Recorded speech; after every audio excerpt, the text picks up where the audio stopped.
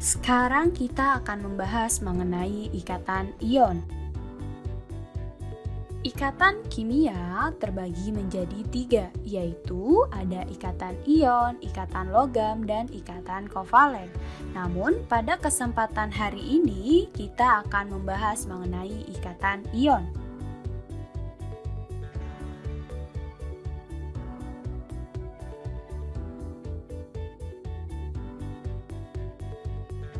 Kita tentu tidak asing lagi dengan namanya garam dapur. Hampir setiap masakan yang kita makan pasti mengandung garam dapur.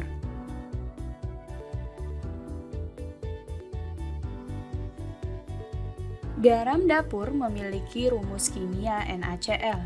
Garam dapur tersusun dari ion natrium dan ion klorin. Timbul pertanyaan, bagaimanakah ion-ion tersebut dapat bergabung satu dengan yang lainnya sehingga membentuk garam dapur? Dan mengapa garam dapur memiliki rumus kimia NaCl? Mengapa tidak NaCl2 atau Na2Cl? Untuk mengetahui jawaban dari pertanyaan-pertanyaan tersebut, mari kita simak pembahasan berikut ini. Sebelum itu, mari kita lihat tujuan pembelajaran. Adapun tujuan pembelajarannya terdapat tiga. Yang pertama, peserta didik mampu menjelaskan pengertian ikatan ion. Yang kedua, peserta didik mampu menjelaskan proses pembentukan ikatan ion. Dan yang ketiga, yaitu peserta didik mampu menjelaskan sifat senyawa ion. Ikatan ion adalah ikatan yang terjadi karena adanya serah terima elektron antara logam dengan non-logam sebagai akibat gaya elektrostatis. Contohnya adalah NaCl. Unsur logam memiliki sifat elektropositif dan unsur non-logam memiliki sifat elektronegatif yang menimbulkan perbedaan keelektronegatifan antara keduanya. Perbedaan keelektronegatifan inilah yang menyebabkan terjadinya serah terima elektron. Elektropositif adalah kecenderungan suatu unsur untuk melepaskan elektron sehingga membentuk ion positif. Sedangkan elektronegatif adalah kecenderungan suatu unsur untuk mengikat elektron sehingga membentuk ion negatif. Yang pertama kita bahas mengenai ikatan antara natrium dan klorin. Natrium dengan nomor atom 11 memiliki konfigurasi elektron 281 sehingga elektron valensinya adalah 1. Klorin dengan nomor atom 17 memiliki konfigurasi elektron 287 sehingga elektron valensinya adalah 7. Dalam keadaan netral, atom Na dan Cl memiliki jumlah elektron dan proton yang sama banyak. Atom Na memiliki proton 11 dan elektron 11, sedangkan atom Cl memiliki proton 17 dan elektron 17. Pada keadaan ini, atom Na dan Cl tidak stabil. Berdasarkan kaidah oktet, untuk mencapai kestabilan, atom Na akan melepaskan satu elektron, sedangkan atom Cl membutuhkan satu elektron.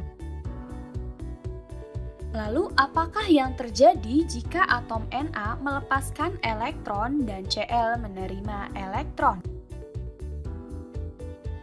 Atom Na akan bermuatan positif karena jumlah proton lebih banyak daripada jumlah elektron. Adapun atom Cl akan bermuatan negatif karena jumlah proton lebih sedikit daripada jumlah elektron. Dengan demikian, atom Na dan Cl dapat mencapai kestabilannya dengan cara serah terima elektron. Atom Na akan menyerahkan satu elektron kepada atom Cl, sehingga atom Cl menerima satu elektron dari atom Na. Karena berbeda muatan, ion Na+ dan ion Cl- akan saling tarik-menarik dan membentuk NaCl. Interaksi ini dinamakan interaksi elektrostatik dan berlangsung secara terus-menerus.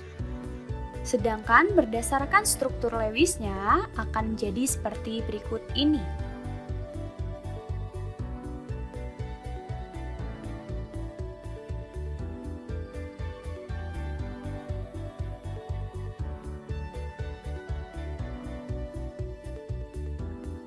Berdasarkan penjelasan tersebut, maka sebab itu garam dapur memiliki rumus kimia NaCl. Selanjutnya yaitu ikatan antara litium dan nitrogen. Litium dengan nomor atom 3 memiliki konfigurasi elektron 21 sehingga elektron valensinya adalah 1. Nitrogen dengan nomor atom 7 memiliki konfigurasi elektron 25 sehingga elektron valensinya adalah 5. Dalam keadaan netral, atom litium dan nitrogen memiliki jumlah elektron dan proton yang sama banyak. Atom litium memiliki proton 3 dan elektron 3. Sedangkan atom nitrogen memiliki proton 7 dan elektron 7. Pada keadaan ini, atom litium dan natrium tidak stabil. Berdasarkan kaidah oktet, untuk mencapai kestabilannya, atom litium harus melepaskan 1 elektron, sedangkan atom nitrogen membutuhkan 3 elektron. Apakah yang terjadi jika atom litium melepaskan elektron?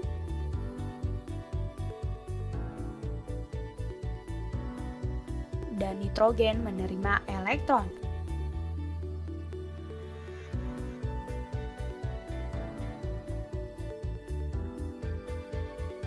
Berdasarkan reaksi dapat dituliskan seperti berikut ini.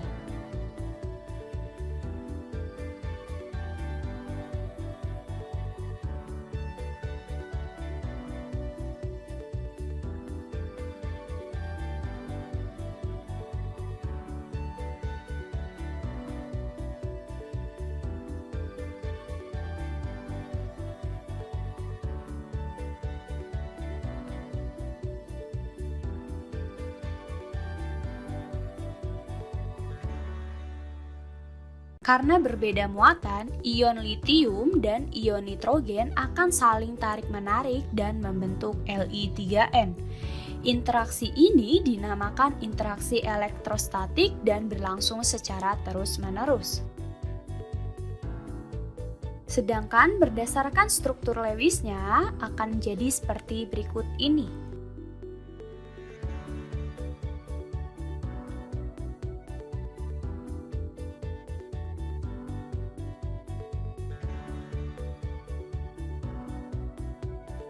Selanjutnya kita bahas mengenai sifat-sifat senyawa ionik.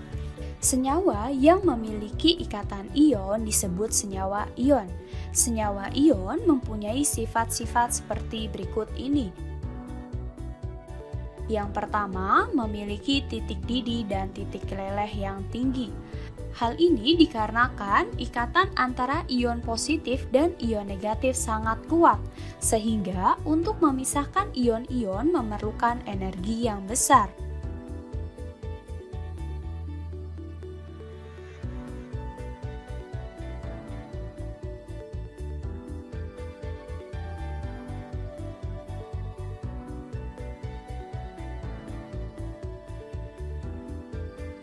Yang kedua yaitu mudah larut dalam air. Senyawa ion merupakan senyawa polar sehingga mudah larut dalam pelarut yang bersifat polar seperti air. Senyawa polar adalah senyawa kovalen yang dibentuk oleh dua unsur berbeda, di mana keelektronegativan pasti berbeda sehingga menghasilkan dipol. Dipol adalah singkatan dari dipolar, yang artinya dua kutub. Maksudnya adalah senyawa yang memiliki kutub positif di satu sisi dan kutub negatif di sisi yang lain. Contohnya adalah NaCl yang memiliki nilai perbedaan keelektronegativan sebesar 2,1, sehingga ketika NaCl dilarutkan dalam air, maka keduanya akan larut. Yang ketiga yaitu lelehan dan larutannya dapat menghantarkan arus listrik. Hal ini dikarenakan senyawa ion dalam bentuk lelehan maupun larutan larut dengan membentuk ion positif dan ion negatif, sehingga arus listrik akan dibawa oleh ion-ion tersebut.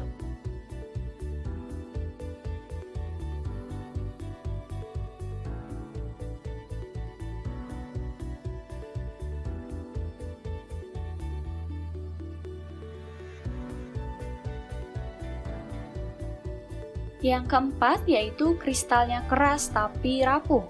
Apabila senyawa ion dipukul, akan terjadi pergeseran posisi ion positif dan ion negatif.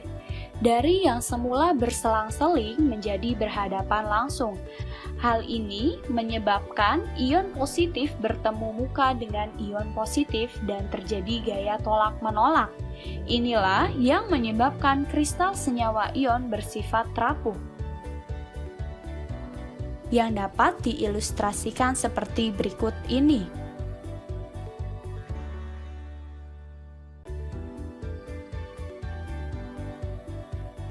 Untuk memahamkan pemahaman kita mengenai proses pembentukan ikatan ion, silahkan kerjakan soal latihan berikut ini, yaitu tuliskan proses pembentukan ikatan ion dan struktur Lewis pada unsur berikut.